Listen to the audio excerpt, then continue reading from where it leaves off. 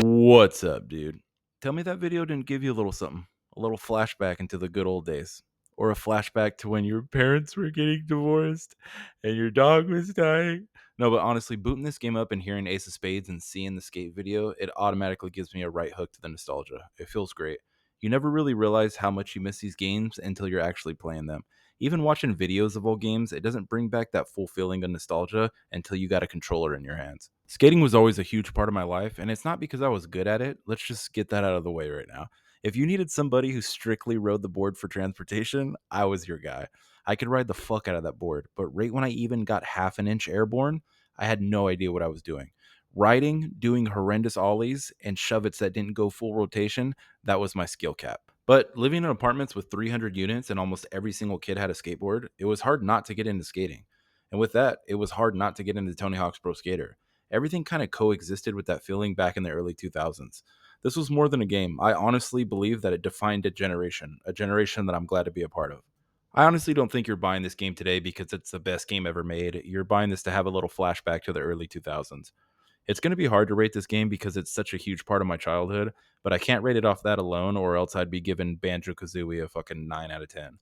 So I'll give it two ratings, the game rating and the nostalgia rating. Let's jump into this four pillar review.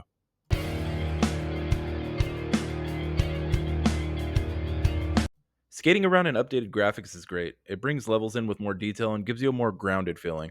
Everything is basically how I remembered, with some things added or missing, but nothing detrimental to the game. This is still Tony Hawk's Pro Skater 3 and 4. All your favorite levels are there, and they look better than ever. Nothing really to complain about here. The game looks great.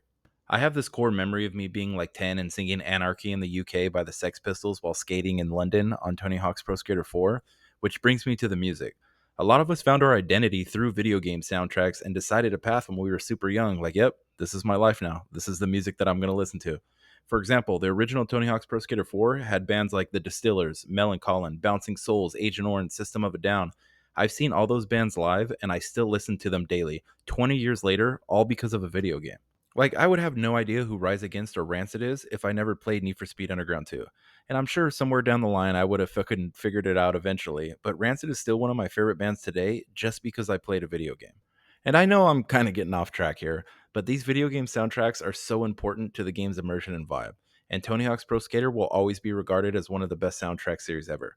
And it still holds up there. So a lot of your favorite tracks, they might be gone in the remastered version. And I kind of understand because I don't know how long they're able to keep a song license. Like, are you still able to play a song 20 years later on a remade game? So I get it if some songs are missing, but they replaced them with the same stuff in the same genre that keeps the wheels rolling. Overall, game looks good. Soundtrack is killer. You can't complain.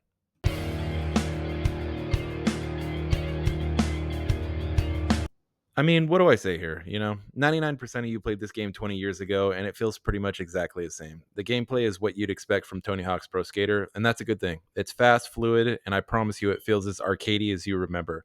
It still feels like the same game from 20 years ago. Tony Hawk's Pro Skater isn't trying to reinvent anything here. This is exactly what it is. It's not a remake, it's a remaster. You still have all your classic goals like high score, collect skate, find the secret tapes, all the good shit. Everything is exactly as you remember, even how fucking infuriating it is not being able to get off your board. Beating this game literally took me like a day and a half, if that. Once you kind of beat the game, there's only so many million point combos you could do before you're like, all right, I've had enough of this game for today. Overall, for the gameplay, we knew exactly what we were going to get when this game was announced, and we still wanted to play it for old time's sake.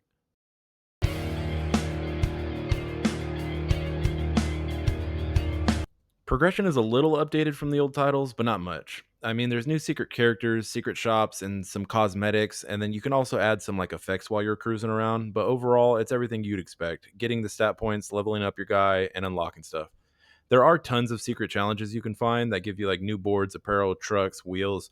I mean, but let's be honest, the progression is not going to keep me playing. I'm just playing strictly for the glory days. I did try out multiplayer a little bit, and it was fun at first. I mean, cruising around with a bunch of other people, but after 30, 35 minutes, I mean, I was kind of off of it.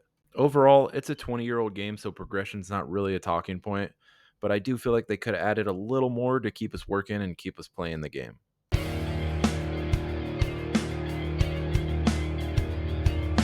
For the story, there is no story. I mean, you guys know. You do your chores, you pass your levels, you move on. It's not Tony Hawk's Underground. Ooh, and I can't wait until they remaster that game so I could see that little bitch Eric Sparrow again. Ooh, I'm getting pissed just thinking about it. I can't believe I'm wasting my time with this jackass. He probably skates for minimum wage. Oh my god, don't you just want to hit him?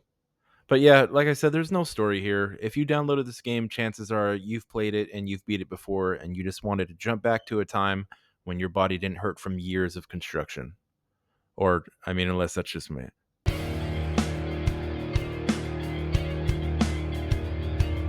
For nostalgia's sake, I'll give this a 7.2 out of 10, but that feeling wears off pretty quick when you beat the game in about 5 to 6 hours. If I was rating the game just by itself, like it's a brand new game that came out today, I would give it like a 4.3 out of 10. There's tons of other skate games out there. I honestly don't think a game with this style of arcadey feel would last a second out there in the wild, especially with all the skate sims that we have now and on the horizon, like Skate 4 or Skate or whatever the fuck they're calling it. What's up with these names, man? So why not just go Skate 4? You know, why would you call it Skate? Just like Mortal Kombat, just call it Mortal Kombat 12. Why is it Mortal Kombat 1 now? I'm so tired of that. And it's like I understand rebranding, but I also don't understand it, if that makes sense. It's like forget everything you knew about Skate 1, 2, and 3.